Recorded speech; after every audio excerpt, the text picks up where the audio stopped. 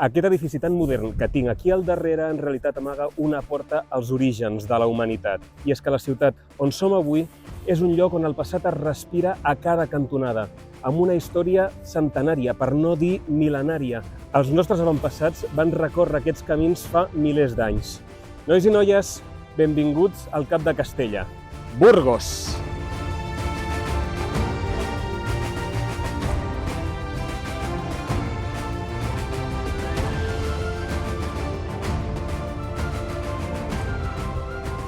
Bueno, justament estem al costat del Museu de l'Evolució Humana, que és un dels museus més visitats a Castella i Lleó, si no el que més. I us preguntareu què hi fa aquest museu a Burgos.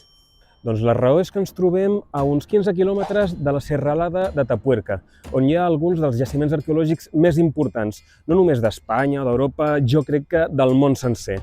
En aquests jaciments s'hi van trobar espècimens de diferents homínids, no només Homo sapiens, també Homo heidelbergensis, i també es van trobar els primers espècimens d'Homo antecessor. Justament aquestes són les restes humanes més antigues de tota l'Europa occidental. Bueno, anem a veure què trobem al museu. Follow me. Bueno, com podeu veure, el lloc és enorme. Tenen aquí una cronologia de tota la història de l'evolució humana, començant per fa 7 milions d'anys, i nosaltres, els Homo sapiens, apareixem aquí, al final de tot, a l'últim moment. Som uns iogurins. Bueno, acabem d'entrar a la cima de los Huesos, que és un dels jaciments més importants de Tapuerca. En aquesta sala no ens han deixat gravar, així que bueno. I dintre hem trobat diverses coses interessants que us volem explicar. Una d'elles és el crani de Miguelón, que és un crani que es va reconstruir en base a 200 peces que es van trobar al jaciment. I també, per últim, van trobar a l'Excalibur, que és una eina que al final no es va utilitzar. Mireu quina guapada, han fotut aquí una reproducció del Beagle, del vaixell en el que va viatjar Charles Darwin. De fet, va ser durant una d'aquestes expedicions quan va formular la teoria segons la qual les espècies van evolucionant al llarg del temps. Doncs ja toca anar tirant a la nostra següent parada. També és una llàstima, el museu està molt xulo, és molt interactiu, és molt modern, però és que és enorme, no ens ha donat temps de veure-ho tot. Tu com ho veus? Jo crec que necessitem un dia sencer. Sí, hi ha exposicions xulíssimes, hi havia una reproducció enorme d'un cervell, també, de com funciona. I superinteractiu, o sigui, super ben explicat, molt ben currat, la veritat. Però ens toca seguir endavant. Propera parada, el castell. Perquè sí, sabem que aquí hi ha hagut assentaments humans des del Neolític, però la història de Burgos, com la ciutat que coneixem avui en dia, comença al segle IX. En aquella època, el rei Alfons III de Lleó va encarregar al comte Diego Rodríguez de Porcelos que construís una fortificació amurallada a prop del riu Arlanzón. De fet, evidentment, la ciutat es diu Burgos justament per això, perquè al començament era un burg, una fortalesa, una ciutadella. Tot això va passar en el context històric de les guerres entre els regnes cristians del nord i els àrabs del sud. D'aquí la importància estratègica militar d'aquest emplaçament. De fet, el castell existeix des del segle IX, però ara mateix s'ha fet fosc i no s'aprecia. Doncs res, igual que Chinchón. El castell, de fet, va patir molta destrucció molts segles més tard, durant la Guerra del Francès. Les tropes franceses el van fer servir com a bastió, però durant la seva retirada van volar l'arsenal. Si no estigués tancat, en principi hi ha encara tota una sèrie de zones subterrànies, com un pou i unes galeries, que sí que són accessibles. Però com que està tancat, haurem de canviar de pla. Anem a sopar?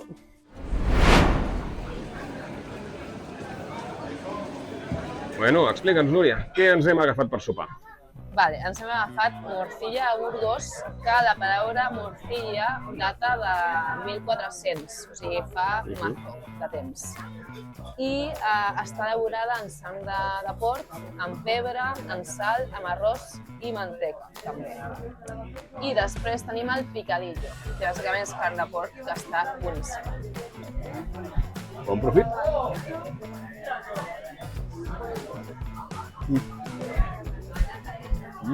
Uah, està boníssima, realment. Es nota que és molt greixosa, molt càrnica, té un puntet picant del pebre. Nice. Apa, fot-li canya al picadillo.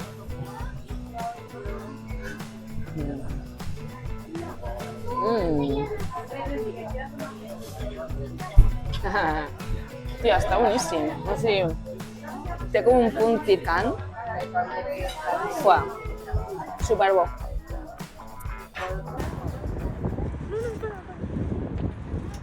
Bueno, ja estem a la pensió i estem superbaldats. Sí, però encara ens queda molt per explorar. Però això sí, haurà de ser ja demà. Bona nit! Bona nit.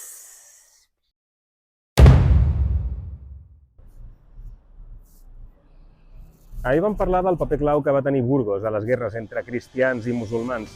I en aquest context històric hi ha una figura importantíssima de la història de Burgos, molt coneguda, Rodrigo Díaz de Vivar, també conegut com a el Cid Campeador.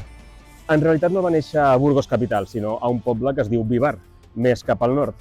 Però no deixa de ser probablement el burgalès més famós de la història. Va ser un cavaller que va dedicar la seva vida a la guerra i va lluitar a les ordres de diferents cabdills, tant cristians com musulmans. Però a partir d'aquesta figura històrica en va néixer una figura llegendària, que també es presenta al Cantar del Mío Cid, un poema èpic que narra les seves aventures en aquest període històric.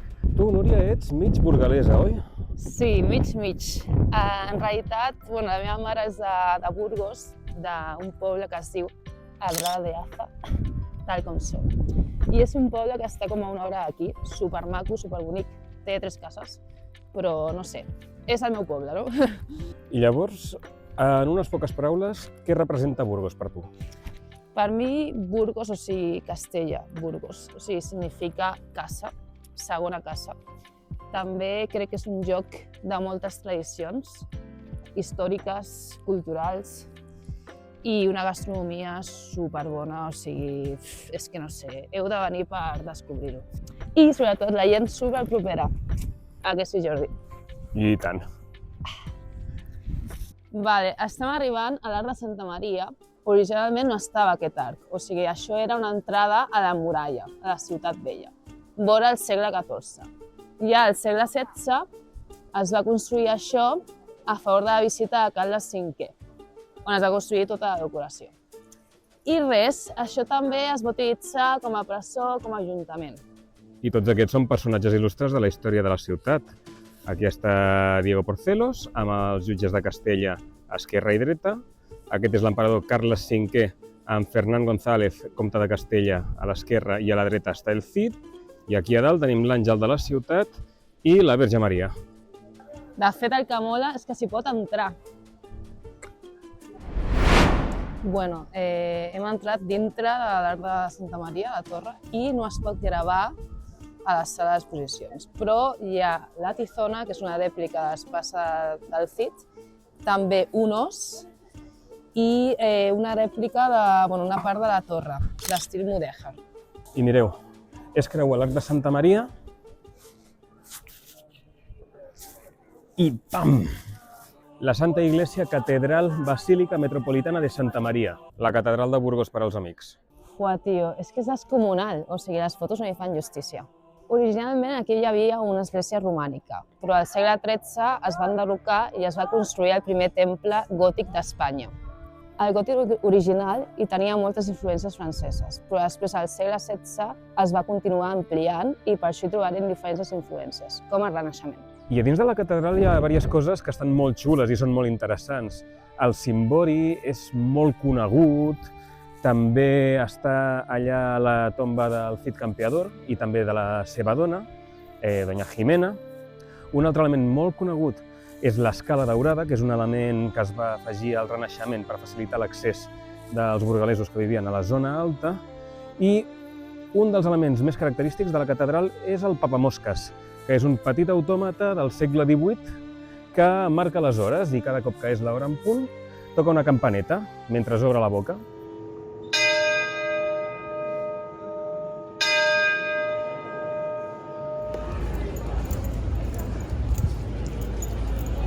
Bueno, ja hem sortit de la catedral impressionant. Ara estem en una tasca que es diu El Pez i està petard, però hem demanat bonito i embotits, així que res, bon profit.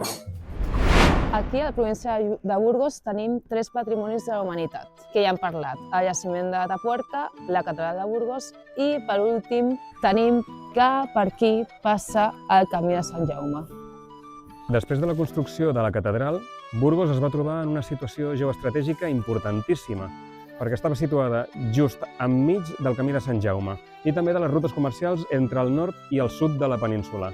Va ser així com va passar gradualment de ser una fortificació militar a un eix comercial.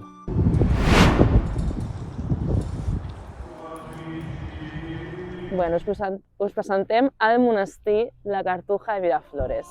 De fet, actualment hi ha els monjos cartoixans que estan aquí i encara porten la seva vida catòlica. De fet, originalment el que aquí hi havia era un palau, un alcàsser, però va ser Joan II qui al segle XV va ordenar que s'hi construís aquest monestir. Joan II, per cert, era el pare d'Isabel la Catòlica i està enterrat aquí, juntament amb la seva dona, Isabel de Portugal, en un sepulcre elaborat per Gil de Siloé, que també va ser l'autor del retaule major. Viatgem ara al segle XV, un dels moments de més esplendor de la història de Burgos. D'aquesta època és aquest edifici d'aquí, el Palau dels Condestables, també conegut com a Casa del Cordón, pel cordó franciscà que té a l'entrada. Un dels successos històrics més importants que van passar aquí dins va ser que els reis catòlics van rebre a Cristòfor Colom després del seu segon viatge a les Amèriques, a finals del segle XV. Bueno, estem arribant a una de les meves zones favorites de Burgos, la Plaza Mayor. Això, a l'edat mitjana, era un mercat, i es deia Mercat Menor. Després, ja al segle XVIII, Carles III el va remodelar i va fer el que estem veient ara. De fet, una de les coses que crida més l'atenció de la Plaza Mayor són els pòrtics típics de les places castellanes. I, a més, tenim l'Ajuntament, que està justament darrere. A més de la reforma de la plaça Major, una altra de les grans reformes urbanístiques que va viure Burgos al segle XVIII és aquesta d'aquí, l'Espolón, un passeig ple d'arbres i estàtues paral·lel al riu Arlanzón. Per què totes aquestes reformes al segle XVIII? Bé, el segle més gloriós, per dir-ne així, de la història burgalesa va ser el segle XVI, però a partir d'aquí la ciutat va caure en una decadència socioeconòmica, a causa de les guerres de Flandes, a causa de les pestes, i no va tornar a despertar més o menys fins a aquesta època. Burgos és una ciutat monumental. És la ciutat del Cid i de la catedral. Ha vist passar les nostres petjades des de fa mil·lennis. Aquests camins els han recorregut els nostres avantpassats i els segueixen recorrent tots els pelegrins que passen per aquí cada dia. Aquest és un lloc amb una història llarguíssima i amb unes arrels molt profundes, però malgrat tot, Burgos és una ciutat que mai no ha parat de caminar.